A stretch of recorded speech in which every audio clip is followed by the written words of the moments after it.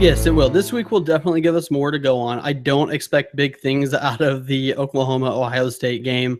On the field, the paper matchup, I feel like the Sooners are close to the Buckeyes. I feel like on paper, it's a game the Sooners could win. Not that they would be favored, but they could win. I don't like the coaching matchup. One of the best coaches in all of college football against a brand new head coach in his second game ever on the road.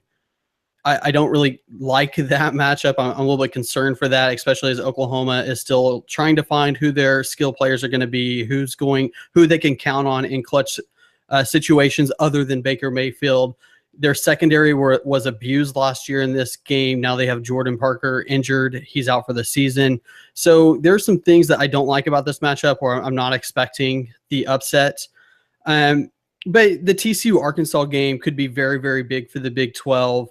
The Iowa State-Iowa game could be very big for the Big 12. You'd like to see West Virginia bounce back and smoke East Carolina because they don't look any good. So we'll find out more about West Virginia after this loss, that they suffered this week. There's some opportunities for the Big 12, but I do kind of think after week 1, I'm not saying the Big 12 looked good. I'm not saying Baylor looked good, Texas looked good. I understand that they look like trash.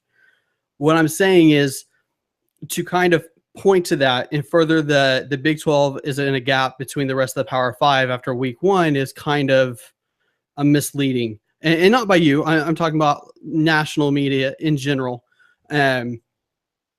We'll see. We have 2 top 10 teams by anybody's standards. 4 more teams in top 25 contention. And I understand we've only seen 1 week, but that's all based on something. So I would leave it at that.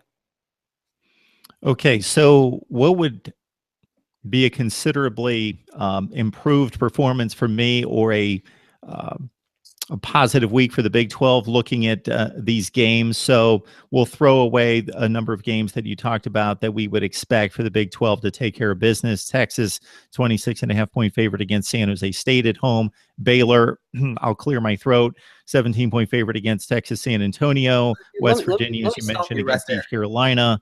Kansas at home against Central Michigan, regardless of what happens there, not a big deal or mark against the conference. People almost separate Kansas out of the conference and just say whatever they do until they do something productive or show that they're going to play football on the level with everyone else. We'll just discount that. Kansas State, obviously a huge favorite against Charlotte, 36 points. So the 3 games and Oklahoma State on Friday night against South Alabama on the road could be a little bit tricky in terms of keeping it close for a little while, but Oklahoma State completely outclasses them. So the 3 games I'm looking at is if the Big 12 can split either the TCU, Arkansas, Iowa State. If they can win one of those games and play relatively close in the other one, which I think is completely reasonable, and then Oklahoma goes to Ohio State. And I would not be shocked if Oklahoma went to Ohio State and won the game. I don't think they will, but they're certainly a very talented team. And like you say, a legitimate top 10 team. They could win that game. But let's say they go to Ohio State and lose 42-17 as being the banner waiver, the flag waiver for the Big 12, at least right now, over Oklahoma State.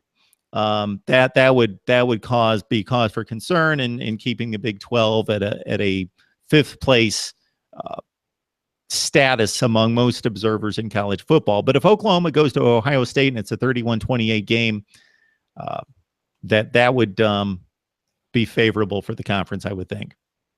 Yes, if Oklahoma can keep that game close and the Big 12 split the other 2 games, the other 2 games are very winnable for the conference.